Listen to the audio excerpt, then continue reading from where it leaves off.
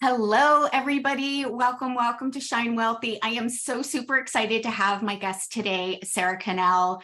She has been a friend of mine for many, many years. She is my book coach. She is my mentor, and she is just full of so much amazing information to support women in being thought leaders in the world.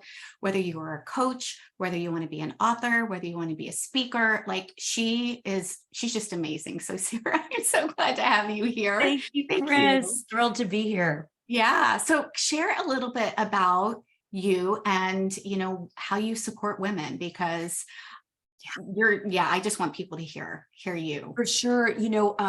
I wanted to be a writer from when I was young, and then I got the messages along the way, like a lot of us did, around whatever that dream was, that we weren't good enough or we couldn't or whatever. I went down that path of not believing and sort of giving my power away about, letting other people decide if I was worthy of my dream. And that's really was like a big theme that I couldn't see at the time, of course, but we can connect the dots looking backwards, right? So then I had an experience where I took a job that I didn't want, right? Because I believed I couldn't be a writer. So I took a job at an advertising agency, which unfortunately turned out to be very sexually abusive, very toxic. And I developed a really serious eating disorder kind of as a way of managing not that experience. And I was in a really strong downward spiral at the point of I could have lost my life. And I found a book called Holy Hunger by Margaret Bullitt Jonas. And in that one moment, I finished reading the book and I said, I'm done. Like that one woman sharing her story and what she did to get out of her own sort of trauma and, health crisis, just gave me an opening to say, like, there's another way. And I quit the job and I went and got help, mental health, physical health, restoration, and did that work and did the trauma work that was causing me to be in those situations to begin with. And what I knew at that moment was that I was going to devote the rest of my life to paying forward the gift of that book. I was going to write my own books, and I was going to make sure that other phenomenal, particularly women who have a message, a mission, a modality, a way that they see the world, to make sure that they got that message into the hearts, hands, souls, eyes, ears of the people that needed it in a really big way. So it started with books, right? It was like, let's do a book, because I knew that was the foundation. I knew one book could save a life. Yeah. But of course, what happened for me, and then anyone when I started coaching, was you don't just want a book because it's great, but if no one knows about you yet, it's like, going to make an impact with that book. And it's a terrible feeling to invest all the time and resources and money and then go, well, my mom and my cat read my book, or, like my best friend loves me. But I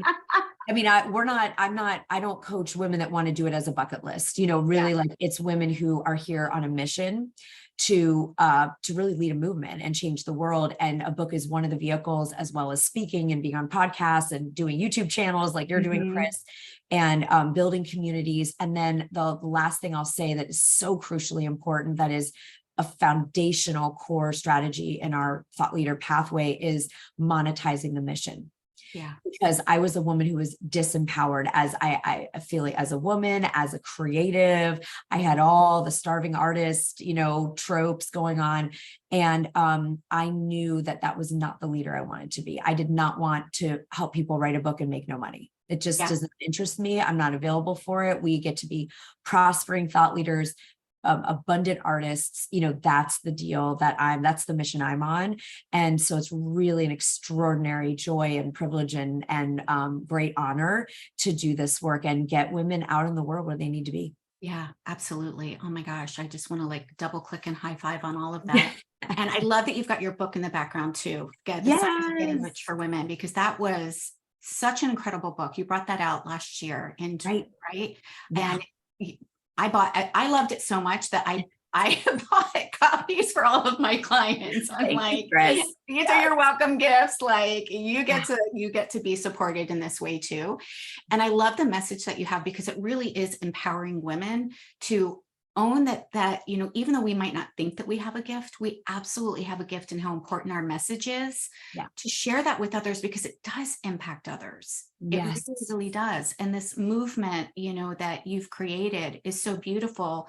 And I've been so privileged to actually watch it from, Yes. growing and just blossoming to hundreds and hundreds of women that you've been able to support and getting not only their message out, but the ripple effects that creates. Well, that's it, because every time one of us, any one of you watching, right, and what Chris is doing now, anytime you write the book or stand on the bigger stage or launch the new social media channel or create a program, coach someone, that not only ripple affects that person's life forever, but you're also showing everyone that's watching you that they can do it too. There really is a chain, ripple effect that's very palpable. And we just have so many centuries of suppression, oppression, censorship. And it takes a lot. We need to see it. We need to see other people doing it to know we can do it too. Yeah, one of the things that I am just passionate about is reminding women that we are models for the next generation. We're the models for the people that are in our world right now, but we're also models for our next generation of young women that are watching to see what they can do. And every time we show up and do something, whether or not we think it's tiny or huge, it really does impact. And I know that so many people have reached out to you. People have reached out to me just to say thank you for what it is that you're doing. For sure. And inspiring. a shared mission that women get to be mission driven, mission centered women, healers, wellness entrepreneurs, coaches, experts, that you get to do this purpose driven work that you're here doing and prosper. And that's been the split that has not fully been healed. And so I'm grateful to be in it with you, doing the work on ourselves and then letting others come along, because it's just it disempowers the whole society. Yeah, totally. When you have amazing individuals who are giving their heart, doing soul work and being broke. It's just doesn't help any of this. Like Marianne Williamson, I always think of her, you're being poor does not serve the world. Yeah, exactly. It doesn't. Exactly. It doesn't. So people come in to activate abundance with you. They come in and do the work. They do Science of Getting Rich for Women, like whatever ways you all do it, that it is not about a surface level commercial money thing. It's just not. It's actually, I think this is healing our world, healing the soul of the world, to have women or anyone who's been financially disempowered to become empowered. Yeah, absolutely. I really want to talk about something that you and I are seeing out there a lot, and that is people waiting and kind of putting their mission, putting the opportunities that come by, and just saying, well, maybe I'll just wait until fill in the blank, wait until the kids leave the house, wait until I have all of the money in the bank, wait until the fall when the kids go back to school, like whatever it is.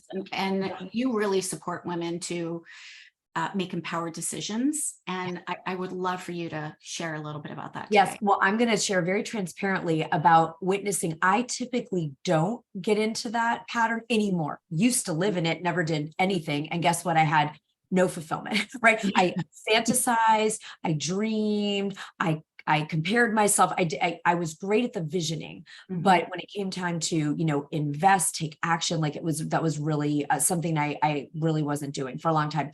I broke through that and have had like a really extraordinary, and guess what, everybody, I was broke. I had no published books. I had a lot of fantasies and dreams and nothing to show for them. And it felt very painful. And I felt shame because I knew I was capable of more, but I didn't have it to show. I would meet with my accountant at the end of the year to be like, well, you basically made nothing. And my husband felt like I was a dependent more than a partner. I mean, it was really painful. I was paying a high price for waiting and for thinking at some point or someday, and kind of thinking the fantasy was enough. And someone described to me, it's like eating the menu.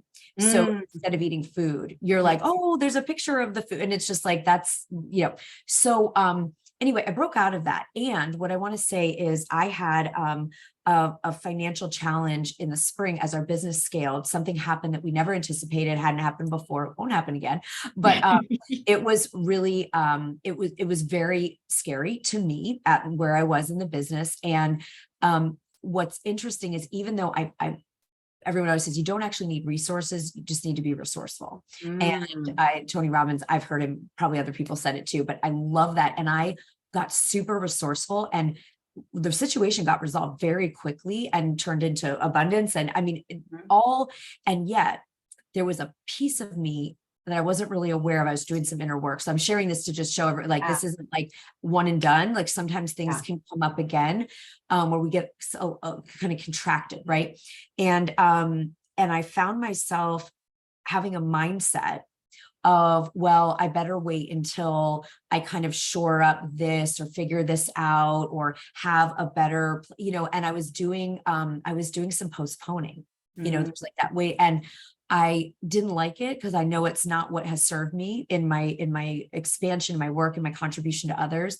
And so what I wanted to dig in and be like, what's really at the root of this? So I thought I could share that from a very personal place. You can look at like what I was discovering, and I'd be interested if you felt this, Chris, and any of you watching, was that we get a temporary relief. We get a temporary payoff and hit from waiting. We really do. We don't have to deal with it. We don't have to take a scary risk, whether it's a visibility risk or it's a financial risk, or it's we don't have to deal with that investment. And so we temporarily feel better. So it's very seductive actually to think in the fall, next year, when my kid goes to college, like it's very tempting to actually make decisions from that place. But what we don't, there's a lot of research that suggests that women particularly focus on cost versus opportunity. And it in a way that doesn't serve us. Now, I'm a I've been a debt-free business owner. I've manifested $2 million a year at this point. Like, I'm not someone who's like got my head in the sand around numbers. I know my numbers in my business. I know my profit margins. I know what we're investing in. I know every team member's contract. I am very, very aware and aim to be an excellent steward of my resources. However, when we focus on cost versus opportunity, we very much of the time will be seduced by a waiting game because it just feels like too big of a, it's like, I'm not going to hire that person because I can't see spending that much more. That's focusing on cost versus when I hire this person, I get X number of hours back, or I get X mental load freed up to do something else, or I'm like, that's the, so men in these studies, take or leave it, but men in the studies say, what's the opportunity? How much am I going to make? What's going to open up for me? What could this create? That's a wiring that's a little in there. Whereas I have in the past, and I found myself doing it this week, we go into, I almost have to navigate the cost. I'm not really navigating from opportunity. And so what happens is we do wait. We turn down opportunities. We say no. We say, I'll talk to you in 6 months. I'll consider it. And there is a law in the universe called diminishing returns, the law of diminishing returns. So what the price that we're paying when we delay an opportunity that we know, now I'm not talking about something we're on the fence about, or like, I don't know if that's for me. I'm not talking about that kind of thing, but I have 6 investments I want to make right now. I have 6 investments I want to make.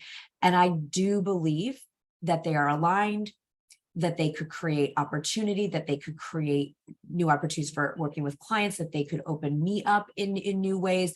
I believe these are, at least 4 of them, if I do some more analysis, would come out in the absolute aligned opportunity zone. And so when we don't take those, we're not just waiting 6 months, because we're also truly giving ourselves probably an 80% chance that we won't do it. Yep, that's so true. It's so true. Yeah, I've seen that for myself as well. Right. And Chris, I have too, where we forget the compounding effect. So it's kind of like, I remember I had this teacher, this lovely, God bless, this guy in like 10th grade, trigonometry. And he showed us this chart, like, hey, you guys are young. If you put aside $2,000 and you just throw it in some account, he's trying to show us investing, right? Yeah. I was like, 2,000 to me might've been 20 million. I was like, I make $20 babysitting. Like, I don't know what you're talking about. $1 an hour. And I'm spending it all on candy and clothes. Okay. Like, that's what I was spending my money on at that point in my life, snacks and clothes. Okay. So that was, I did not have the vision. I couldn't get on board. And so it wasn't about $2,000. It's the compounding effect of what that 2,000, it's the same thing here. We had someone this week who was chatting with and said, I'm so excited in October to come to your Women Starting Movements events and start my book. And the conversation we got into is like, what if you had your book done by October? Yeah. And she was like, wait, what? And I said, yeah, I mean, a lot of people can come in and write their book in 6 weeks if it's their program into a book. Other times we want to take longer, go on an exploratory journey. It could be 6 months. Either way, she could have her book halfway done or done by the time she thought she was going to think about starting it. And then became, well, what would that do for you if suddenly then 2024, you have a best-selling book coming out Q1, you're booking podcasts, you're booking speaking. It's not just about delaying those couple weeks, months. It's like, what else isn't happening when we play? It's Chris with you. If someone stays not making any money for the rest of July through October, September, that isn't just about a few months of not making money. It's everything that would have been happening it's compounded. It's not linear. It's not linear. We think it is, but it's not. Yeah. Oh my gosh, it's so good. This is what I went through this week, because I am going to make at least one of those investments promptly. I have a call today. This is what I want to talk about, Chris. Like, people like you and I, we know getting action is the antidote to fear. Yep. And it's not going to feel good. Mm-hmm. Never. What's going to feel like the little match girl in the snow, lighting matches. Oh, I'm warm for a minute. Ooh, yay, I'm warm for a minute. Ooh, yay. And then the matches are gone and you're in hypothermia in the snow. Game over. Yeah. Totally. And so we get seduced by the match. It's going to give me some, oh, thank God, I can just go watch my show tonight and not feel scared about the $15,000 investment that I just made, because I don't have to deal with those emotions. Yes. But we're stagnant. Yep. Yes. Oh my, and the same thing happened for me. And I just want to, kind of share for those of you that are new, that don't know, my backstory. I had an opportunity to invest in a coach years ago, back in 2018, I believe it was, one of our friends that we love so much, Miss Kayla. And the investment into her program, I knew I needed business support. I knew I was duct taping and popsicling things together, throwing spaghetti at the walls, trying to see what sticks. My income wasn't consistent. I wasn't exactly sure. So that affected my confidence. It affected, my business. It affected what I could provide for my family. I was 20 grand in debt, and I had absolutely no idea how I was going to come up with the income. And so I really love what you shared about, we have resourcefulness. We might not have the resources, but we have the resourcefulness, because that's what happened for me there, is that I didn't have the resources. I really didn't. I had no room on my credit card. I know. I want to hear because I know you trained with Kayla, but I'm like, what did you do to got resourceful? I want to hear this. Yeah. Well, the first thing that I had to do was to say yes to having the support. Right. There was no way that I could create the resources unless I said, yes, I need the resources. Right. It just doesn't work that way. So I had to commit. And I remember I committed with $100. Like, that's literally all I had in my checking account. And I'm like, I am in for $100. I can put that down. I can be like, universe, this is my commitment. I'm going in. I'm saying yes. And then she coached me on Voxer for like the next month to come up with ideas on, okay, how can we generate just the next month? Because it is a lot. When we think about investing 10, 15, 20 in a business, like, we're like, I'm out. I have no idea how that's going to happen. Right. I only had to come up with $900. And so I became resourceful, and I thought, all right, my bank account says no, but how could I do this? What did it look like? And honestly, I got together 5 people, just 5, took them through a 6-week wellness program from training that I had done as a nutritional therapy practitioner, and created $1,000 in a week. And I was like, that never would have happened. And I never would have realized how resourceful I was if I hadn't said yes and made the commitment even before I had the evidence that it was going to happen. Chris, thank you for sharing this story, because we so want, our logical mind says, give me the money first, or the time, or the confidence. It could be any of those, are usually like the big 3, right? The trust in myself. Give me that first, and then I'll make the move. And what life actually requires, which is why it's not the easy path. It's the most fun, awesome, abundant, rewarding, best at the end of our life, no regrets life.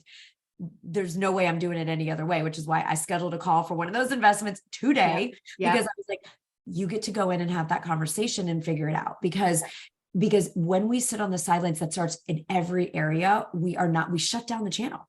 Yeah. You opened up the channel by with $100 going, I don't know where the other 900 is coming from, but here's 100. And then let yourself be coached and open up and get support and bring in. And also, I always thought this was BS, but I know now it's the truth. The investment is part of the transformation. Absolutely. 100%. 100%. I mean, and your version of the 100, my story around it was like this. I never invested in myself, in my business. And again, I was struggling to make 20,000 a year. And I finally knew it's like, if I keep doing what I'm doing, I'm going to get the same results. That's what's true. It's universal. There's been a million studies. We know that's true. So I did understand I had to do something different. And the price of this particular thing was $10,000. And I was like, I felt like an irresponsible, reckless human because I had never made any proper money. It's half of what I made in a whole year, the year before.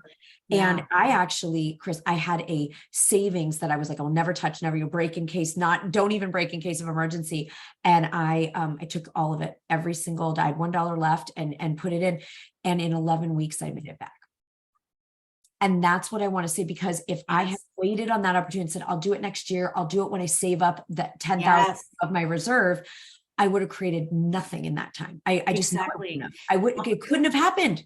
And we see this over and over and over again, which is so interesting, right? I mean, the same thing with me. If I hadn't done that, I wouldn't be where I am today. I ended up making 6 figures in 6 months, paid off all of my debt, paid off my car, paid off the 20 grand in credit cards, put 2 boys through college without having to take out loans. I mean, that never would have happened if I hadn't just said, you know what? I don't know how, but I'm going to commit first. And I'm going to let the how come to me for sure. I freaking love this $100. I don't think I've heard that part of your story, Chris. I'm really inspired. It's like, just whatever it is, because the compounding effect. And so I'm actually grateful that I went through a mini cycle of the old pattern, because I just hadn't touched it in a while. And it really helped me. It actually reaffirmed the importance of investing first. It actually really, and again, this can be for me, there's been times it's been with my time. It's time when I've faked the confidence and done an act as if for visibility. And then there's times when it's been about money. It's like, whatever the thing is that we think, I'll wait till just everybody could do this today of like, what is the thing you're telling yourself? I'll do that when. Like finish the sentence. I'll do it when I have X money, or I feel confident, or I have more time. And then really look at that with a new light and say, what is it costing me to not do it now? And what would the opportunity, if I look through opportunity, not cost, what's possible here? And that really is powerful, because, we know brain science, and our brain is always going to look for reasons why we shouldn't. Of course. It wants to keep us safe, right? It's going to be like, nope, don't do the new thing. You're going to die, because it's never done it before. And that keeps us in scarcity. It keeps us in fear. It keeps us in self-doubt. It keeps us in the dead end places that we don't want to be anymore. And when we look at the opportunity and then ask more, and, the question that I always come back to is, how can I? How can I? Chris, thank you. Yes. Not,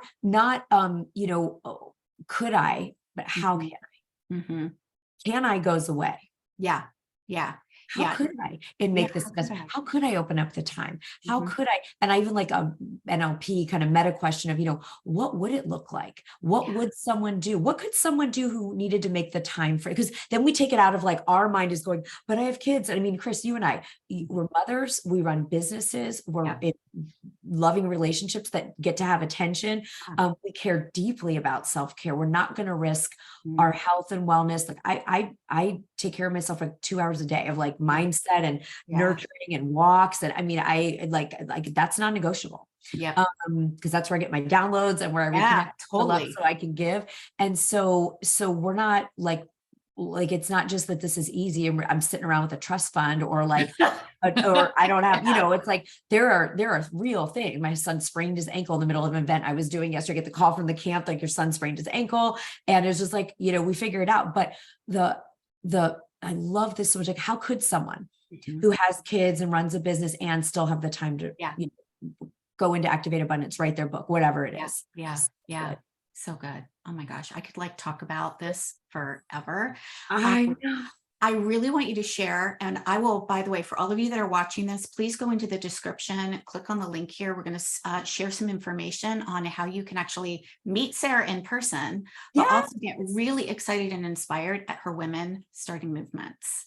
Could you Yes, share Chris, a little it bit is about that, coming Sara? up. So we are hosting our next, we have an annual event called Women Starting Movements. I think it's like the 4th or 5th. I have to check, but and it is one of the highlights of my year. And I'm grateful that it is of others as well. We bring together 100 to 150 incredible women coaches, entrepreneurs, experts, people just getting started with a vision, and people that are on their 3rd best-selling book and have a 7-figure business. And we come together and spend 3 days taking wherever the vision is now to the level of stepping into leading a movement. And we look at that through how we can use writing to lead a movement, how we can use speaking to lead a movement, how we can be effective in our marketing and messaging.